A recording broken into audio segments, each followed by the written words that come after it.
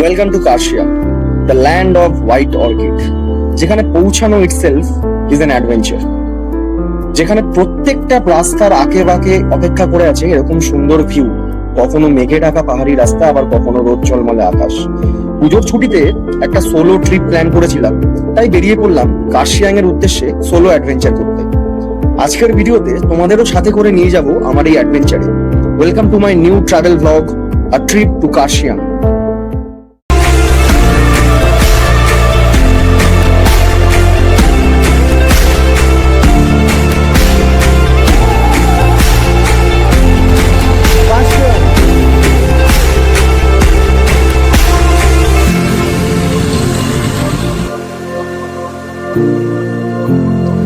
তাহলে গল্পটা শুরু থেকেই শুরু করা যাক। গল্পের শুরু হলো আমার বাড়িতে ব্যাকপ্যাকিং থেকে। ব্যাকপ্যাকিং কমপ্লিট করে আমি মাইলোকে একটা আদরের চুমু খেয়ে সবাইকে টাটা বলে রওনা দিলাম হাবড়া স্টেশনের উদ্দেশ্যে। বিকেল বিকেল হাবড়া স্টেশনে পৌঁছে গেলাম। ওখান থেকে লোকাল ট্রেন ধরে সোজা চলে গেলাম বারাসাত স্টেশন, কারণ বারাসাত কলোনি মোড় থেকে কলকাতা টু শিলিগুড়ি যাওয়ার বাসের পিক আপ পয়েন্ট ছিল।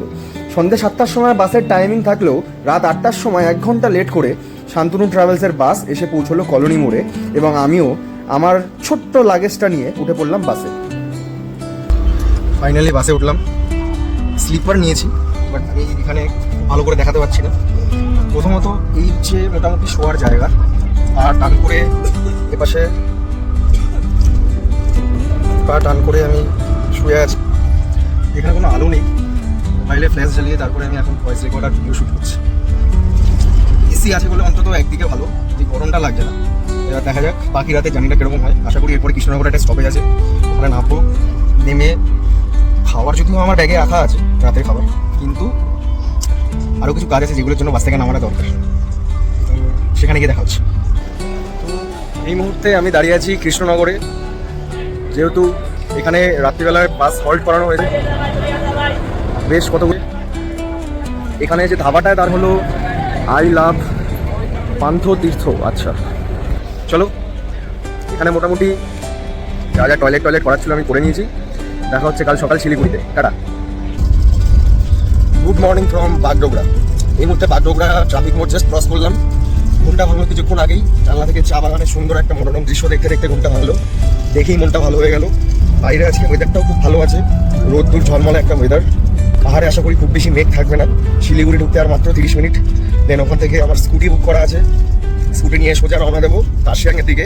একটা সুন্দর জার্নি শুরু হতে চলেছে, সেটার জন্য এক্সাইটেড। দেখা হচ্ছে শিলিগুড়ি নেমে। টাটা। তো এই মুহূর্তে আমি পৌঁছে গেছি শিলিগুড়ি বাস স্ট্যান্ড। জাস্ট বাস থেকে নামলাম সমস্ত লাগেজ নিয়ে। তো এখান থেকে এখন যেতে হবে বাইকওয়ালা ভাইয়া, যেটা কিনা ঠিকানা হলো আশিগড়। আমি যদিও এখনো চিনি না, এখান থেকে টোটো করতে হবে, বাট টোটো খোঁজারা এখানে একটু চাপের ব্যাপার। তাই টোটো ম্যানেজ করে ওখানে পৌঁছে আপনাদেরকে বাকি আপডেট দিচ্ছি। তো শিলিগুড়ি বাস স্ট্যান্ড থেকে এইমাত্র শেয়ার গাড়ি করে নিলাম 10 টাকা করে ভাড়া। এখান থেকে আমি যাচ্ছি এখন কোর্টমোড় থেকে আবার টোটো করে আশিগড় থেকে বাইকওয়ালা ভাইয়া। তো এইভাবে ব্রেক জার্নি করাটা better option rather than booking or reserving a toto. তো ফাইনালি আশিগড় নেমে মাত্র 5 মিনিটের পায়ে হাঁটা পথে পৌঁছে গেলাম বাইকওয়ালা ভাইয়ার শোরুমে। আমার অনলাইনে আগে থেকে একটা টিভিএস এন্টর্কের বুকিং করা ছিল। এখানে এসে বেশ কিছু কন্ট্যাক্ট ফর্মে সাইন করে স্কুটিটা রিসিভ করলাম। অবশ্যই এখানে বলে রাখি, স্কুটির ভাড়া পার ডে 700 টাকা। আর স্কুটি তোমরা রিসিভ করার আগে অবশ্যই ভিডিওটা করে নেবে। যাই হোক, স্কুটি নিয়ে আমি রওনা দিলাম দার্জিলিং মোড়ের দিকে। দার্জিলিং মোড় থেকে 55 নম্বর জাতীয় সড়ক অর্থাৎ NH 55 ধরে সোজা চলে গেলাম শুকনা মোড়ের দিকে। যাওয়ার পথে প্রথমবারের মতন আমার চোখে পড়লো রিয়েল টয় ট্রেন। এর আগে আমার বাড়ির পাশের একটা পার্কে নকল টয় ট্রেন দেখেছি, আর সিনেমাতে বেশ কিছু টয় ট্রেন দেখেছি, বাট সামনে থেকে দেখিনি। যেতে যেতে এই ট্রিপের ফার্স্ট পাহাড়টা দেখতে পেয়ে গেলাম। দেখেই মনটা উৎফুল্ল হয়ে গেল। তো আমি এই মুহূর্তে চলে এসেছি শুকনা মোড়। এখান থেকে রাস্তাটা ভাগ হয়ে যাচ্ছে, সামনে সোজা রাস্তা গেছে মিরিক হয়ে NH 55 হয়ে, কিন্তু আমি যাব বাদিকে রোহিণী রোড হয়ে যাব। দেখা হচ্ছে রোহিণী রোডে। চলো টাটা। যেহেতু আমার এই জার্নিটা প্রি প্ল্যান ছিল, তাই আমি আগে থেকেই ঠিক করে রেখেছিলাম যে আমি রোহিণী রোড হয়েই কার্শিয়াং পৌঁছাবো। তাই টয় ট্রেনকে পাশ কাটিয়ে NH 55 থেকে বাদিকে টার্ন নিয়ে সোজা ঢুকে গেলাম শুকনা ফরেস্টের ভেতরের রাস্তাতে। দুপাশে ফরেস্ট অর্থাৎ ঘন জঙ্গল, মাঝখান থেকে এরকম একটা সুন্দর রাস্তা। কপাল ভালো থাকলে একটা বা দুটো ময়ূর হয়তো চোখে পড়তে পারে এই ফরেস্টে, বাট আমার কপাল এতটাও ভালো ছিল না। 60 কিলোমিটারের স্পিডে শুকনা ফরেস্ট ক্রস করে এসে পৌঁছালাম আর্মি ক্যাম্প এরিয়াতে। এখানে আর্মিদের থাকার জায়গা এবং ক্যাম্পিং সাইট এবং ট্রেনিং সাইট দেখতে পাওয়া যায়। যদিও এখানে ফুটেজ রেকর্ড করা নাকি নিষেধ, তাই যখনই জানতে পারলাম তারপর থেকে আমি আর ফুটেজ রেকর্ড করিনি। তাই আর্মি টেরিটরি ছেড়ে বেরোনোর পর আবার রেকর্ডিং চালু করলাম। দার্জিলিং মোড় থেকে প্রায় 15 কিলোমিটার রাস্তা স্কুটি চালিয়ে আসার পর আমি পৌঁছে গেলাম শিমুলবাড়ি টি স্টেট। স্ক্রিনে দেখতে পাওয়া এই দুপাশে সুন্দর চা বাগানে ঘেরা রাস্তাটার নামই হলো শিমুলবাড়ি টি স্টেট। এখান থেকে রোহিণী রোড আর মাত্র কিছুক্ষণের অপেক্ষা। এতক্ষণ তোমরা রাস্তার যে সৌন্দর্য দেখছিলে এটা ছিল সবেমাত্র ট্রেলার। আসল সিনেমা তো রোহিণী রোড থেকে চালু হবে। সোজা এই রাস্তাটা চলে গেছে পাংখাবাড়ি রোড হয়ে। এই রোড ধরেও কার্শিয়াং যাওয়া যায়, কিন্তু আমি রোহিণী রোড দিয়ে যাব, তাই নিয়ে নিলাম এই সুন্দর রাইট টার্নটা। আর আমার গোটা জার্নির সব থেকে সুন্দর রাইট টার্ন হলো এই রোহিণী রোডের টার্ন। আসলে এই রোহিণী রোড সব থেকে সুন্দর সিনিক বিউটি দিয়ে ভরা, তাই এই বিউটি এনজয় করার জন্য স্পেশালি আমি কার্শিয়াং যাওয়ার এই রাস্তাটা বেছে নিয়েছিলাম। তোমরাও স্ক্রিনে এই রাস্তার সৌন্দর্য দেখতে থাকো। রাস্তাটা একদম সোজা এবং ভীষণ লম্বা, কোথাও কোনো বাঁক নেই। এই রাস্তা দিয়ে যখন ধীর গতিতে স্কুটি চালিয়ে যাচ্ছিলাম আর সুন্দর হাওয়া আমার মুখে স্পর্শ করছিল, তখন এক আলাদাই অনুভূতি আসছিল। তার সাথে পাহাড়ি সৌন্দর্য আর পর্বতের চূড়া দেখতে দেখতে মনটা একদম মুগ্ধ হয়ে গিয়েছিল। ইতিমধ্যে স্কুটি চালিয়ে আমি পৌঁছে গেলাম রোহিণী টোল প্লাজা। সামনে যে দূরে শেডটা দেখতে পাওয়া যাচ্ছে ওটা হলো রোহিণী রোডের টোল ট্যাক্সের প্লাজা। এখানে আপ এবং ডাউনের রাস্তার টোল ট্যাক্স মাত্র 10 টাকা দিয়ে তোমরা পারমিশন পেয়ে যেতে পারো এই রাস্তা থেকে যাতায়াত করার। তো রোহিণী টোল প্লাজা থেকে 10 টাকা টোল ট্যাক্স দিয়ে বেরোনোর পর আমি এবারে পাহাড়ে ওঠা শুরু করলাম, কারণ সমতল ভূমি ছাড়িয়ে রোহিণীর এই মুখটা থেকেই পাহাড়ে ওঠার রাস্তাটা শুরু হয়। সকালবেলা শিলিগুড়িতে নামার পর গাড়ি নিয়ে এত দূর এসে অবধি এখন অবধি পেটে কিছু পড়েনি। খুব খিদে পাচ্ছিল, এই ভাবতে ভাবতেই হঠাৎ দেখলাম একটা ঝর্ণা, তাই দাঁড়িয়ে পড়লাম। পাশেই দেখলাম একটা ক্যাফে আছে, ভাবলাম এখান থেকে খাবারটা খেয়ে ঝর্ণাটা এনজয় করা যাবে। তাই খাবারের অর্ডার করে দিয়ে এসে সোজা ছুটে গেলাম ঝর্ণার দিকে। এত কাছ থেকে এরকম পাহাড়ি খরস্রোতা নদীর ঝর্ণা আবারও যে অনুভব করব, এটা একটা খুবই বিস্ময়কর ব্যাপার ছিল আমার কাছে। গতবার কালিম্পংয়ে এসে সেম এরকম একটা নদীতে নেমেছিলাম, কিন্তু সেখানে এরকম ঝর্ণা ছিল না, কিন্তু এখানে এটা একটা উপরি পাওনা হলো, তাই আমার মুখে হাসি তো আর ধরছে না। যাই হোক, তোমরাও এখানে ঝর্ণাটার সুন্দর সিনিক বিউটি এনজয় করো। এই টাইপের সিনারিতে ছবি না তুলে কখনো হাতছাড়া করা যায় নাকি? তাই আগেই ট্রাইপডটা লাগিয়ে বেশ কিছু ছবি তুলে নিলাম। এর মধ্যে খিদেও পেয়ে গেছিল সেই কথা ভাবতে ভাবতে। তাই এখন বাজে 12:50 আর আমি করছি ব্রেকফাস্ট। কি আছে? চিকেন মোমো, আর এই সুন্দর ঝর্ণাটার পাশে বসে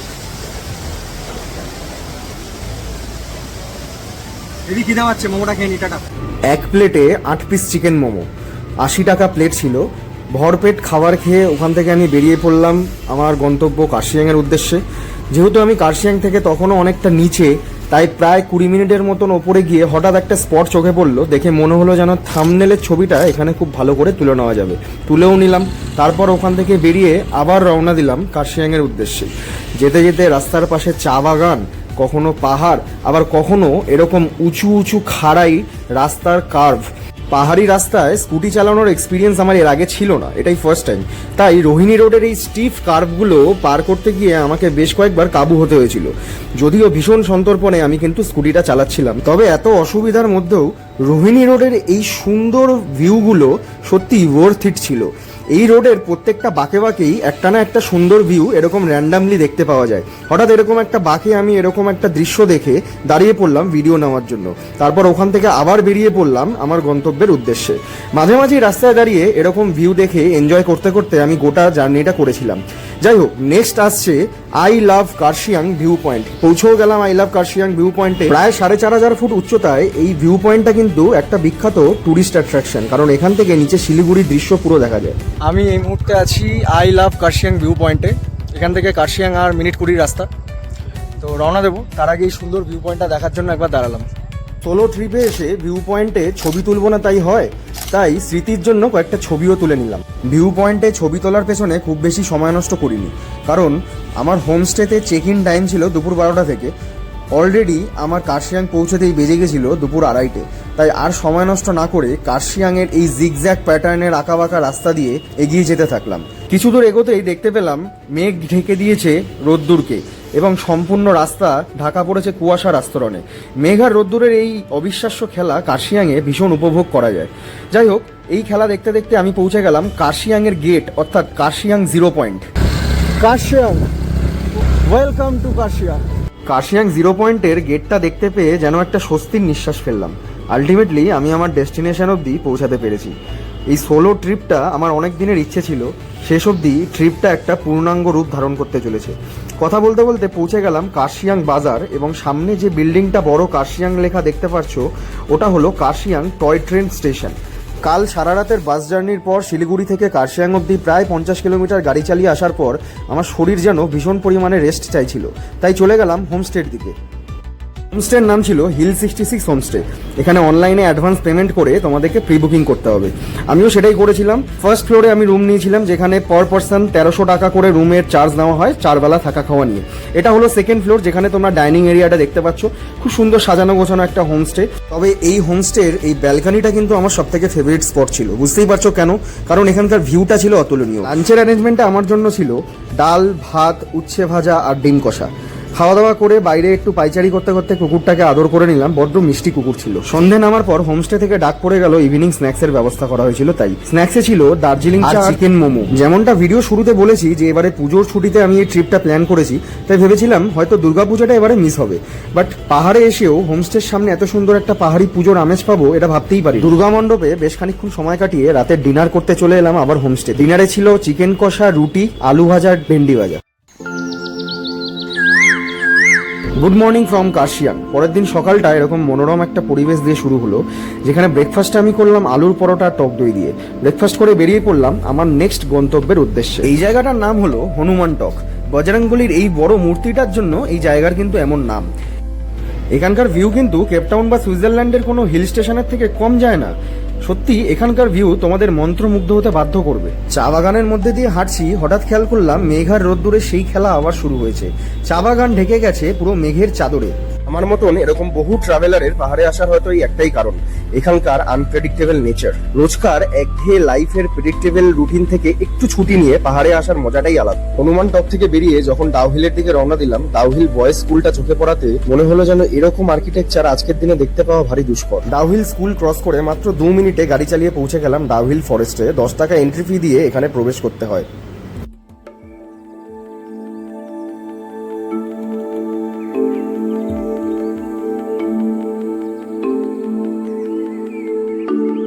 আমি এখন আছি ডাউহিল ফরেস্ট। লোকে এখানে লোকাল লোক বলে যে এটা নাকি ভুতুরে। কাল রাতে আমি এখানে এসেছিলাম, বাট এতটা উপরে উঠিনি। ফার্স্ট টাইম কার্শিয়াংয়ে আসা, তাও আবার একা। সোলো ট্রিপে এসেছি। ট্যুরিস্ট হয়ে আমি থাকতে চাই না, ট্রাভেলার হতে চাই। তো স্কুটি নিয়ে আসতেই পারতাম এতটা উপরে, তবুও হেঁটে আসাটাই চয়েস করলাম, যাতে আরেকটু বেটার এক্সপিরিয়েন্স পাওয়া যায় প্রকৃতির থেকে। এবং আপহিল ডাউন হিলে ওঠা নামার যে এক্সপিরিয়েন্সটা, এটা স্কুটি নিয়ে খুব একটা ভালোভাবে বোঝা যাবে না। এইমাত্র একজনের থেকে শুনলাম মিউজিয়ামটা নাকি বন্ধ আছে, তবে একটা পার্ক খোলা আছে।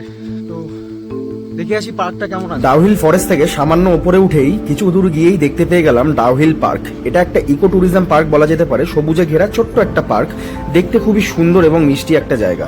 যাই হোক, সেখান থেকে বেরিয়ে আমি সোজা চলে গেলাম আমার হোমস্টেতে, কারণ সেদিনকে আমার চেক আউট ছিল। হোমস্টেতে ফিরে খেয়াল করলাম উল্টো দিকে দুর্গা মণ্ডপে অষ্টমী পুজোর মন্ত্র পড়া হচ্ছে, তাই আবার চলে গেলাম মণ্ডপে সময় কাটাতে। চেক আউটের সময় প্রত্যেকটা গেস্টকেই এইভাবে উত্তরীয় পরিয়ে সম্মান জানিয়ে তারপর বিদায় দেওয়া হয়। আমিও হোমস্টের ভিউটা শেষবারের মতন এনজয় করে বিদায় নিলাম কার্শিয়াংয়ের হোমস্টে থেকে। কিন্তু আমার এই ট্রিপ এখানে শেষ নয়। এই ট্রিপে সব থেকে অ্যাডভেঞ্চারাস ট্রেকিংটা এখনো বাকি আছে। তাই তো রোহিণী রোড ধরে আমি গাড়ি নিয়ে সোজা চলে যাচ্ছি আমার নেক্সট গন্তব্যের দিকে। আগে আগে দেখো হোতা হ্যায় ক্যা। ভিডিওটা স্কিপ করো না, দেখতে থাকো। একটা খুব সুন্দর ট্রেকিং আর একটা খুব সুন্দর দৃশ্য তোমরা দেখতে চলেছো। তো এই যে নদীটা এখানে দেখতে পাচ্ছ তোমরা স্ক্রিনে, এই নদীটা বেসিক্যালি একটা ওয়াটারফল থেকে ওপাশ থেকে আসছে। আমার ডেস্টিনেশন এখন সেই ওয়াটারফল, যার নাম হলো দার্জি ওয়াটারফল। এই যে সাইডের রাস্তাটা দেখতে পাচ্ছ, এখান থেকে আমাকে অনেকটা ট্রেকিং করে ভেতরে যেতে হবে দার্জি ওয়াটারফল অব্দি। তো ট্রেকিংটা আমি শ্যুট করছি যেতে যেতে, তোমরা সাথে থাকো। এই ব্রিজটা থেকে আমি এতক্ষণ ভিডিও করছিলাম নদীটার। তো এই যে আমার পেছন থেকে নদী বয়ে যাচ্ছে, এখান থেকে এই রাস্তা ধরে যেতে হবে, সাথে থাকো।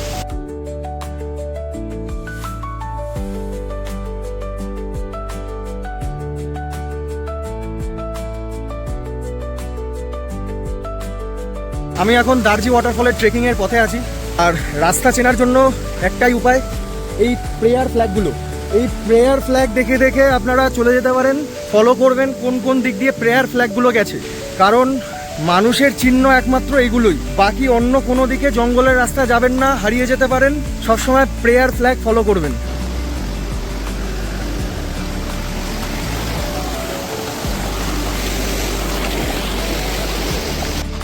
এই তো আমার এতক্ষণ যে কনফিউশনটা ছিল যে আমি ভুল রাস্তায় আছি, এই লাল পাথরটাকে দেখে আমি দেখতে পারলাম যে না, আমি সঠিক রাস্তায় আছি। যাও, এটাকে তোমরা দেখে রাখো। খুবই সংকীর্ণ রাস্তা জঙ্গলের মধ্যে দিয়ে। এই মুহূর্তে আমার সব থেকে বড় ভয় হলো সাপ আর জোক। এখান থেকে আমি বোঝাতে পারবো কিনা জানি না, ক্যামেরাতে অনেকটা খাড়াই ওপরে উঠে যেতে হবে, ওই ওপরে।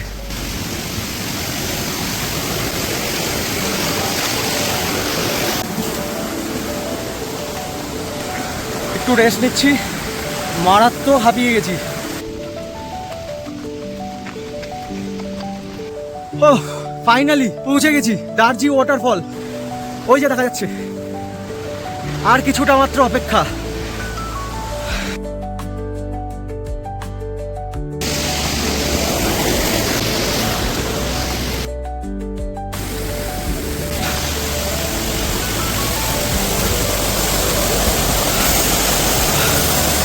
আমার পেছনে এখন দার্জি ওয়াটারফল। প্রায় 20 মিনিট ট্রেকিং এর পর এখানে পৌঁছালাম। তো দার্জি ওয়াটারফলে দাঁড়িয়ে বেশ কিছুক্ষণ ছবি তুলে স্নানটা আজকে আর করলাম না। এখান থেকে টাটা বলে আমি বেরিয়ে যাচ্ছি। পেছনে এখনো বেশ কিছু লোকাল টুরিস্ট আছে, আর সামনে আমার জন্য দুখানা গাইড আছে। ওই গাইড আমার রাস্তা দেখিয়ে এখন ফিরিয়ে নিয়ে যাবে। এসছে আমার গাইড, চলো।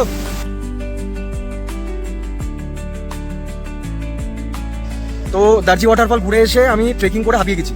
আমি একাকার কাণ্ড, জামা খুলে একটা দোকানে বসে। এই পাশে ব্রিজ, আর ব্রিজের ঠিক কোনাতেই এই দোকান। আমি এখানটায় করতে এসেছি লাঞ্চ। পুরোটা দেখাতে পারছি না, আমার এই তুলতুলে বডি। তো শুধু তোমরা লাঞ্চটা দেখে নাও। ম্যাগি দিয়ে লাঞ্চটা কমপ্লিট করে সোজা চলে গেলাম গাড়ি নিয়ে শিলিগুড়ির পথে। কারণ নেক্সট গন্তব্য শিলিগুড়ি বাইকওয়ালা ভাইয়া, সেখানে আমাকে স্কুটিটা রিটার্ন করতে হবে। তারপর আমাকে যেতে হবে শিলিগুড়ি বাস স্ট্যান্ড।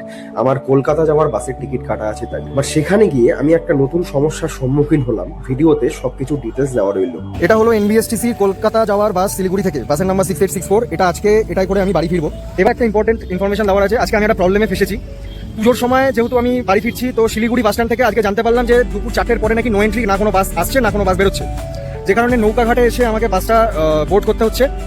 তো তোমরা যারা শিলিগুড়ি বা নর্থ বেঙ্গল আসছো পুজোর মধ্যে, অবশ্যই এই জিনিসটা কিন্তু মাথায় রাখবে যে বাসের জন্য কিন্তু নো এন্ট্রি একটা প্রবলেম চলবে পুজোর সময়। তো সেইভাবে টাইমে এদিক ওদিক হতে পারে। এই বছর 4টে, পরের বছর টাইমটা কী থাকছে সেটা তোমরা জেনে নিও, আর সেরকমভাবে টিকিট বুক করবে। এখন বাজে 6:36। আমি আছি এই মুহূর্তে এনবিএসটিসি রকেট বাস, শিলিগুড়ি টু কলকাতা। বাস ছেড়ে দিয়েছে, কাল সকালে বাড়ি পৌঁছাবো। আজকের ব্লগ এখানেই শেষ। দেখা হচ্ছে পরের ভিডিওতে। Keep subscribing, liking and sharing. Take care, good bye, tata.